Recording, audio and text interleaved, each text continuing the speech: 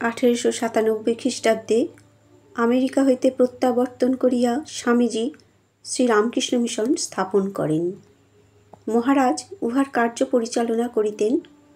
ক্রমে 1899 খ্রিস্টাব্দে স্বামীজী কর্তৃক বেলুড় মঠ প্রতিষ্ঠিত হইল। মহারাজ পরিচালন সভার সভাপতি হইলেন। শ্রীরামকৃষ্ণদেব বলিতেন, রাখাল একটা রাজ্য চালাতে পারে। স্বামীজী মঠের সমস্ত ভার মহারাজের উপর ন্যস্ত করিয়া বলিলেন, রাখাল আজ হতে সমস্ত তোর, আমি কেউ নই। মহারাজের উপর স্বামীজির অটুট বিশ্বাস ছিল। মহারাজও স্বামীজিকে অত্যধিক ভালোবাসিতেন। স্বামীজি বলিতেন, আমার সকল গুরু ভাইরা আমায় পরিত্যাগ করলেও রাখাল ও হরিভাই আমায় কখনো পরিত্যাগ করবে না। অন্যান্য গুরুভাইগণ মহারাজকে কি যে শ্রদ্ধার চোখে দেখিতেন এবং ভালোবাসিতেন, তাহা যিনি স্বচক্ষে দেখিয়াছেন তিনি অনুভব করিয়াছেন। এদিকে স্বামীজি শ্রীরামকৃষ্ণদেবের ধর্ম সমন্বয়ে বাণী জগতে প্রচার করিলেন। তাহার সে আশার বাণী শ্রবণ করিয়া ভগবন্নিষ্ঠ ভক্তগণ শ্রীরামকৃষ্ণ মঠে যোগ দিবার জন্য উৎসাহিত হইল। অপরদিকে মহারাজ সে সকল ভক্তগণকে লইয়া নীরবে শান্তভাবে শ্রীরামকৃষ্ণ সংঘ গড়িয়া তুলিলেন। তাহার অপরিসীম স্নেহ, ভালোবাসা, অপূর্ব কর্মকুশলতা এবং আধ্যাত্মিক শান্তি প্রবাহে শ্রীরামকৃষ্ণ সংঘ শশীকলার ন্যায় দিন দিন বর্ধিত হইয়া ভারত বহির্ভূত প্রদেশে বিস্তার লাভ করিল।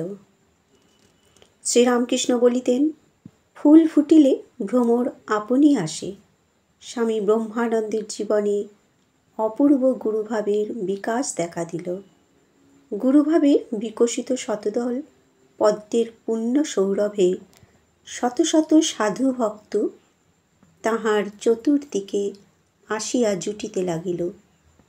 দৃষ্টিমাত্রে মহারাজ অধিকারী বুঝিয়া লইতেন এবং কাহারও বুদ্ধিভেদ না জন্মাইয়া ভাবানুযায়ী শিক্ষা ও উপদেশ প্রদান করিতেন। যাহার প্রবল কর্মানুরাগ তাহাকে নিষ্কাম কর্মে, যাহার শাস্ত্রানুরাগ তাহাকে শাস্ত্রাধ্যয়নে, যাহার ধ্যানজপ বা পূজার্চনায় অনুরাগ তাহাকে তাহাতেই উৎসাহিত করিয়া লক্ষ্যাভিমুখে অগ্রসর করিয়া দিতেন। শ্রীরামকৃষ্ণের ইঙ্গিত ছিল, নরেন ও রাখাল লোক শিক্ষার জন্য জন্মেছে। শ্রীগুরুর নির্দেশে লোকহিতায় রাখালচন্দ্রের হৃদয় উদ্বেলিত হইয়া উঠিল। তিনি কখনো হরিদ্বার, কখনো কাশী, কখনো বৃন্দাবন, কখনো মাদ্রাজ, এলাহাবাদ, ঢাকা প্রভৃতি শ্রীরামকৃষ্ণ সংঘের প্রধান প্রধান কেন্দ্রসমূহে পরিভ্রমণ করিয়া লোককল্যাণ সাধন করিতে লাগিলেন। যখন যেখানে যাইতেন সেখানে লোকের ভিড় লাগিয়াই থাকিত। ত্রিলোক শক্তি চ্যানেলে সকলকে সাদর অভিনন্দন জানিয়ে আলোচনা শেষ করলাম। ধন্যবাদ।